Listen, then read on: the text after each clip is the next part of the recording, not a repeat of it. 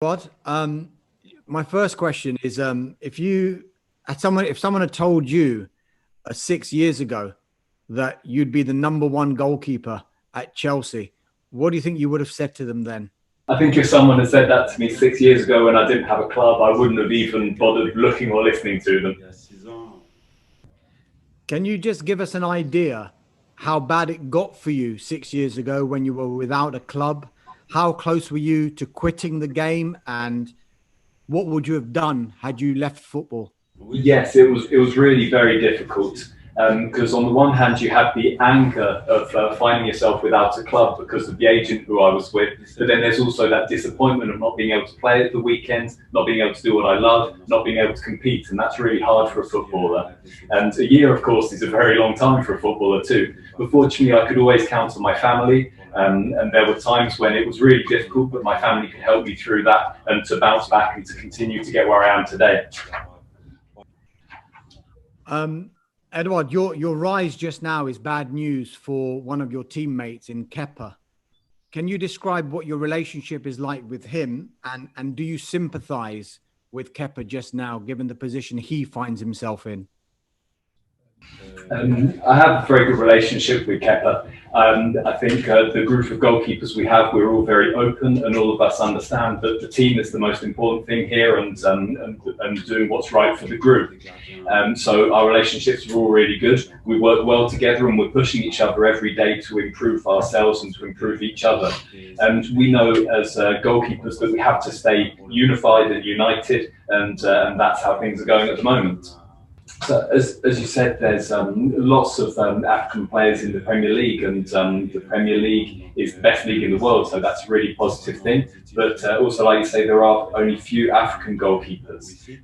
Whether I feel a particular pressure about that, not really. It's a source of pride for me to be an African goalkeeper in the Premier League, and it's up to me to show that as an African goalkeeper I can really perform at this level and perhaps change people's mentalities of these things. I was just wondering how much influence Petr Cech had on you joining Chelsea. Can he be a big mentor for you at the club now? And are you excited to see he's registered as a player for the Premier League? Obviously, we know that that's he'd only play in exceptional circumstances, but how exciting is that as well? Thanks. I've been aware that Petr Cech has been watching my matches for a number of years, and of course it's always really pleasing to hear that Petr Cech has been watching me and saying that he liked my profile and the way I was performing. So after my season at Rennes, the offer came in from Chelsea, and it's just a source of great pride for me to join this club. And thanks to Petr and also Christoph, who were following me. But here at Chelsea, everybody obviously approved my signing. But it's true that with Petr Cech, it's someone who's been following me for many years and played a particularly important role in the transfer. So now it's up to me to show that they were right to have taken their interest in me and to have brought me to the club. Next up, Jim Conlon.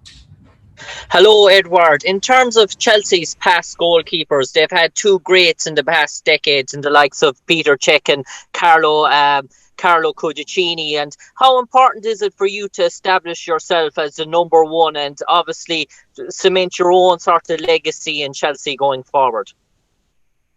To be at a club where such great goalkeepers have played is fantastic, of course, and very important to me. And I'm aware of the expectations that surround the goalkeeping position at Chelsea. But I'm not going to put any pressure on myself and compare myself to them, because they're both legends here. They played at an incredibly high level for many, many years.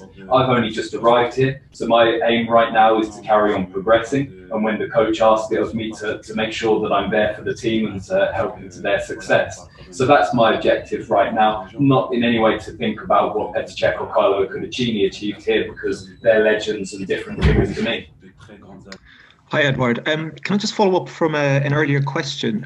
Why do you feel there are so few black goalkeepers across Europe's big leagues, and even further down the pyramid in England? And in addition to that, do you see yourself as being an inspiration to the next generation in that case?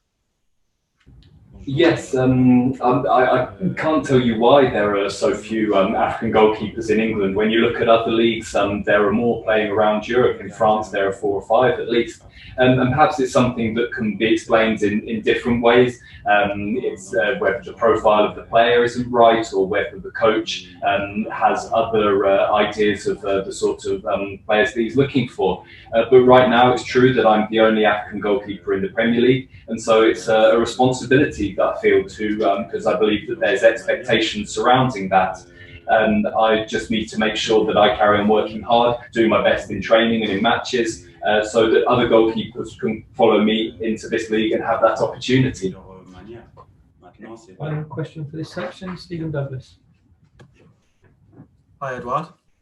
I just want to go back to your time without a club in 2014. Can you go into a bit more detail about what you actually did during that year? Were you just sort of training in the hope of getting a club, or did you have to take another job? And just an extra question: how important was that year to sort of strengthen your spirit and sort of for your future football career? So back then, when I got the message from my agent at the time, I started immediately to go back to the club where I trained when I was young, the Harbour Athletic Club, and I was training with the reserves there every morning. In the afternoons, I'd go to the gym, or I'd go with my brother to the pitch to practice shot stopping. I had the unemployment support at that time, so I could dedicate myself totally to football, but it was incredibly difficult. And also my partner was expecting our first baby, and so the unemployment support wasn't going to be enough for us. We needed something else, and so I did start looking for other work. But then I had the opportunity to go to Marseille, and I was given a trial there. And when I went down there, it was a case of just giving my absolute everything to get the opportunity to join that club. Unfortunately for me, it worked. And when it did, it was like a complete release for me, because 1 year to go without football is an incredibly long time. And I had many, many doubts during that time. But as I said, it was really thanks to my family, who helped so much during those moments to keep me strong. But I did genuinely have my doubts about whether I would carry on. But I look at it now and say that it's thanks to those moments that I am where I am today, and my family is also able to benefit from where I've got to with football. Okay, thank you. We'll end that section here and move on.